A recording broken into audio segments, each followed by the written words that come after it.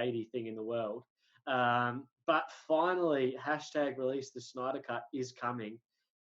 What's your immediate thoughts on this one, Mace? After we obviously spoke about the DC EU in episodes 8 and 9, so go back and give those a listen at Screenblend. But yeah, Mace, what's your immediate thoughts? Yeah, well, it's huge news. So this was announced last night during a screening of Man of Steel with Henry Cavill and Snyder himself and his wife. And at the end of the screening, they were like, big news, we're releasing the Justice League cut, my cut.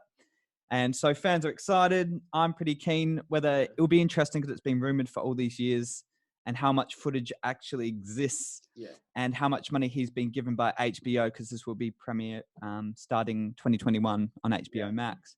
So how much money he's been given for that sponsorship, whether he can actually go back and edit a bit more, add a few more scenes that are needed. But I think this is wonderful news, and I think the DC community is absolutely pumped to see what he's got for his cut. I think this is, again, obviously we were talking to last week at the start of one of the shows regarding content on these streaming services. And I think a lot of people are now looking at, obviously there's not going to be, everything's shut down now. So a lot of stuff in 2021 that was maybe planned for release has been pushed back. So I could see a HBO and a Warner Brothers right now going, far out, we probably didn't want to do this, but we sort of have to because we need some content and we need some buzz to get people on our HBO Max subscription services. And for the 20, 30 mil that they're rumored to talk about to get this thing finished, they'll probably end up getting at least back in subscriptions when this is released at the start. So a couple of interesting things has come out since. And again, every Tom, Dick and Harry is talking about opinions on this and how it will be released. There's been people saying it may be the original 2-part movie, or they're even talking a 4-part released style show, like hour-long episodes, because as you said, they think there's about 4 hours of content there, and you may be able to get 4 sort of longer form episodes and to string it out a little bit. So instead of doing it like a movie, and they're saying they may bring back the original cast for some scenes just to tie some connective tissue in there to edit make Cavill's mustache out for the yeah. better. Well, I think, again, I'd be interested to see how many of those scenes actually just got thrown in again, because once we see this, we'll 100% know, well, that was redone, that was 100% redone, this was 100% redone.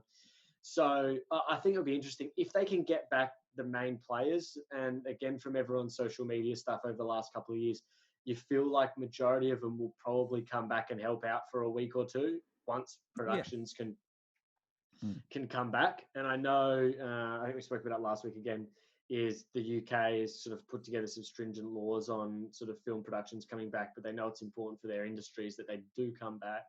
So how would you like to see this just released as a three-hour movie? Because I'm guessing there'll be 3 hours at least of content. Or would you be interested in seeing like a 2-part show, 4 parts, released weekly for a month, or thrown out all at once and we just get a massive binge watch together? Yeah, well, that's a good question. But I think HBO, from a money perspective and financially, I think now you've mentioned it, I think releasing it in those 2 to 4 parts across a wide range, of weeks would, keep members subscribed and keep them going over just showing one movie that people can quickly torrent, release onto the internet, and they've lost their money. At least releasing 4 episodes, people stay tuned in. They'll keep the subscriptions to watch it, throughout these 4 parts. Personally, I would like to see a 2-part movie. Get that extra footage, get anything he needs so he can fill in the holes that were, in the original Justice League, or anything Whedon had originally done. So I would be much rather see a 2-part movie come out of this rather than 4 miniature episodes, so to speak. But I think if I was HBO right now, they're doing pretty well. They bought the Friends special. They're, got quite a good lineup for next year in terms of purchasing certain rights. But financially, I think releasing it over longer episodes and cutting the movie into a certain amount of parts might actually be the best decision for them. Yeah, I think this is, like we said, we've been speaking about this one for a while, but we all never thought this was going to happen. And this is the beauty of the streaming service in the end, is Warner Brothers and their connection with HBO have allowed this to happen. I think the financials and a lot of the financials for a lot of things at the moment is going to be the interesting part for a lot of these things coming through in the next 12 to 18 months regarding streaming services.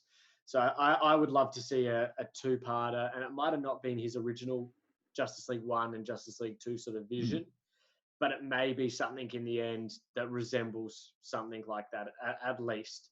And I think it's interesting, and it gives us a bit of hope in this time to see his original vision. It's something that obviously we spoke about in the episode or part 1 of our DCEU sort of chat. And we may, when this obviously comes out in time, have a chat about this closer again and the longer term vision of what Zack Snyder wanted. But I just think it's interesting that they've come back and they have allowed this to happen. But I think it's a sign of the times. It's a chance for him to also kind of reflect back on it, look at the criticisms that came out of the 2017 release. And if he has the time and the money, he can, fix it up a little bit more on top of his original story as well. So he might have that chance as well. Yeah, this could end up being really good. And now just painting a picture. So say this comes out and this thing's real good. We love, let's say Ben Affleck's. But let's just say, because like you've just said, he has the ability to go back and maybe watch that actual Justice League movie that he says he hasn't seen, just to have a look and go, well, this didn't work and these things didn't work and stuff. Maybe he won't. But what if this Batman's really good? I know Ben Affleck doesn't want to come back, but does this create alternate universes again? Does this create maybe the Flash with their Flashpoint that they're talking about?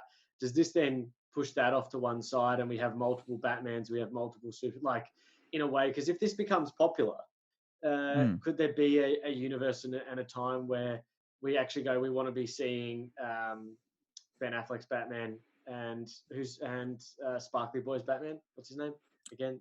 No, I know. I don't think this will impact the universe too much. I think this is for the fans and for the fans only, to be honest. I think we'll all watch it, but it won't impact the larger DC universe in any way. I'm sure Affleck definitely does not want to come back to that role. He might be happy to come back for a cameo, but he's not going to buff up for it. No. He's not going to put in the effort. The money's not there to pay for a lot of these actors. It's HBO Max. That's television platform. So really, I think, they might do little bits and bobs, but I think, in terms of changing the whole universe, I think that's out of the question, unfortunately, at this stage.